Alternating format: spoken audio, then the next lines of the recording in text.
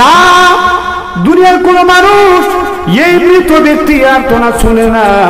লক্ষ্য করে দেখেন, কোন ব্যক্তিকে যখন গোসল দেওয়া হয়, গোসল দেওয়ার পরে তাকে যখন কাফন দিয়ে তার চেহারাটা যখন ঢেকে দেওয়া হয়, ওই সময় ওই মৃত্যু ব্যক্তি তখন ডাক দিয়ে বলে, মানুষের আরে শেষবারের মতো আবার আত্মীয় স্বজনকে দেখার জন্য দাও।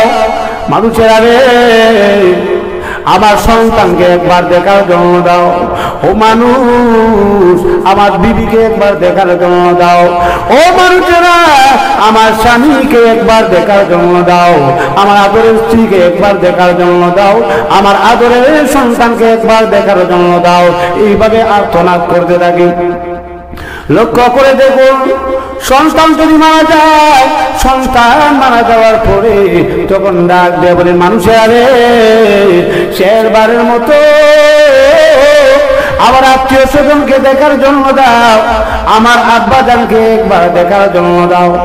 মানুষেরা, আমার চেহারাকে তোমরা কাফন দিয়ে বন্ধ করে দিও না, কারণ আজকের দিনের পর থেকে আমি যখন কবরের মধ্যে চলে যাব, আমার কোনো আত্মীয় স্বজন আমাকে দেখবে না, তাদেরকেও আমি দেখতে পাবো না।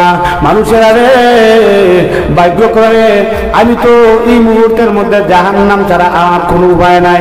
ও মানুষেরা, তোমরা শুনে রাখো, কোন ব্যক্তি যদি এই পৃথিবী থেকে বিদায় নেওয়ার পরে এরপরে দেখবেন তার সন্তান যদি জীবিত থাকে, তার সন্তানও তখন ডাক দিয়ে বলে, ও মানুষেরা, আমার আব্বা জানের লাশটা আমাকে দেখার জন্য দাও। এভাবে মানুষ কাঁদলে, মানুষ কাঁদতে থাকে। ও আমার মুসলমান ভাইরা, লক্ষ্য করে দেখুন, এই মুহূর্তের মধ্যে তার আত্মীয় স্বজনরা সামান্য সময়ের জন্য কাঁদে, কিন্তু লক্ষ্য করে দেখেন, ওই সময় যে ব্যক্তি মারা গিয়েছে তার পক্ষ থেকে এলাকার মানুষেরা তখন আসে।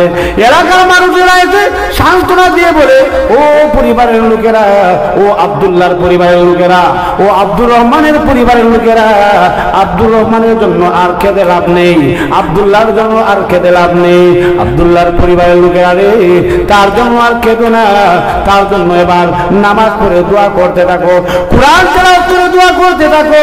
আব্দুল্লাহর জন্য আর খেতে লাভ হবে না, কারণ আব্দুল্লাহ আজীবনের জন্য এই পৃথিবী থেকে বিদায় হয়ে গেছে, আর কোনোদিন এই পৃথিবীর মধ্যে আগমন করবে না। কথা বলেন ঠিক কিনা? ভাই আমার, লক্ষ্য করে দেখুন, এই চোখটা যখন আমাদের বন্ধ হয়ে যাবে, এই চক্ষুটা বন্ধ হওয়ার পরে আল্লাহ রাব্বুল আলামিন যখন আমাদেরকে মৃত্যু দিবেন, তখন ইচ্ছা করলেও এই চক্ষুটা যে বন্ধ হয়ে গেছে, এই চোখের পলক আর ফেলতে পারবেন না। কথা বলেন ঠিক কিনা? এই জন্য মরার আগে, মৃত্যুর আগে বেশি বেশি নেক আমল করতে হবে। বেশি বেশি নেক আমল যদি করেন, এই নেক আমলের পাল্লা যদি বাড়ি হয়, তাহলে এই জাহান্নামের আগুন থেকে মুক্তি পাওয়া যাবে। আর না হয় জাহান্নাম ছাড়া আর বিকল্প কোনো জায়গা নাই। জাহান্নাম ছাড়া বিকল্প আর কোনো জায়গা নাই। কিন্তু লক্ষ্য করে দেখেন, সবাই জানে যে মানুষ মরে, সবাই জানে যে 1 বছর 2 বছর 3 বছর, 1 দিন 2 দিন 3 দিন পরে সে মারা যাবে। কিন্তু আল্লাহু আকবার কাবীরা, লক্ষ্য করে দেখেন, আমরা মানুষ সবাই জানি যে আমরা মরবো, একদিন না একদিন মরবো। কিন্তু এরপরও কিছু মানুষ আছে, নামাজের কথা বললে বলে যে না, আগামীকালকে পড়বো। এরপর তারিখ করে অনেক মানুষ যে জানুয়ারি যদি ঢুকে 2025 সালের জানুয়ারি মাস ঢুকলে নতুন বছর, এরপরে নামাজ পড়বে। এরপরে কাউকে জিজ্ঞেস করলে দেখবেন সে বলবে যে আমার কাপড় ভালো না, আমার কাপড়টা না পাক। ও ভাই, একবার চিন্তা করে দেখেন, আপনি যে বললেন আপনার কাপড় না পাক, এই না পাক অবস্থায় যদি আপনি মারা যান, না পাক অবস্থায় মারা গেলে আপনার অবস্থাটা কি হবে? কি অবস্থা হবে আপনার? নামাজও পড়লেন না, আল্লাহর কোন বিধিবিধান মানলেন না, আর এই মুহূর্তের মধ্যে না পাক অবস্থায় আপনি মারা গেলেন, পবিত্র অবস্থায় মারা গেলেন না। যদি কেউ পবিত্র অবস্থায় মারা যায়, তাহলে আল্লাহ তার শাহাদাতের মর্যাদাও দিতে পারে। বুঝতে পারেন? পবিত্র অবস্থায় পবিত্র আত্মা নিয়ে আল্লাহর দরবারে চলে যাওয়ার জন্য আল্লাহ নিজে বলছেন।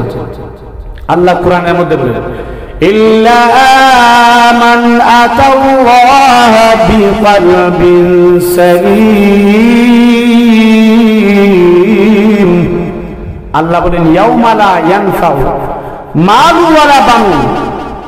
আল্লাহ রাব্বুল আলামিন বলেন মাল এবং সন্তান কোন উপকারে আসবে না, ইল্লা তবে মান আতাল্লাহ বিকলবিন সালিম, যে ব্যক্তি আল্লাহর দরবারে পবিত্র আত্মা নিয়ে হাজির হবে, যে ব্যক্তি আল্লাহর দরবারে পবিত্র আত্মা নিয়ে আল্লাহর দরবারে উপস্থিত হবে, আল্লাহ রাব্বুল আলামিন বলেন ওই ব্যক্তি আমি আল্লাহর কাছে দামি, ওই ব্যক্তি আমি আল্লাহর কাছে মুক্তি পাবে।